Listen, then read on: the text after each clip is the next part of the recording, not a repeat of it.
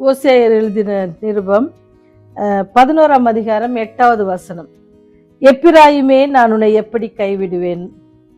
இஸ்ரவேலே, நான் உன்னை எப்படி ஒப்பு கொடுப்பேன்? நீங்க அந்த வசனத்தை வாசிக்கும் பொழுது கடைசி பகுதி இவ்வாறாக சொல்லும்: என் இருதயம் எனக்குள் குழம்புகிறது, என் பரிதாபங்கள் ஏகமாய் பொங்குகிறது. அப்படின்னு பார்த்தீங்கன்னு சொன்னா, ஆண்டவர் இஸ்ரவேலர்களை பார்த்து, அவர் தெரிந்து கொண்ட ஜனத்தை பார்த்து ஏங்குகிறார். அவர் எப்படி கைவிடுவேன் அப்படின்னு சொல்லி அவரே ஒரு கேள்வி கேட்கிறார். ஏன்னு சொன்னால் அவர் நம்மை அவ்வாறாக நேசிக்கிறார்.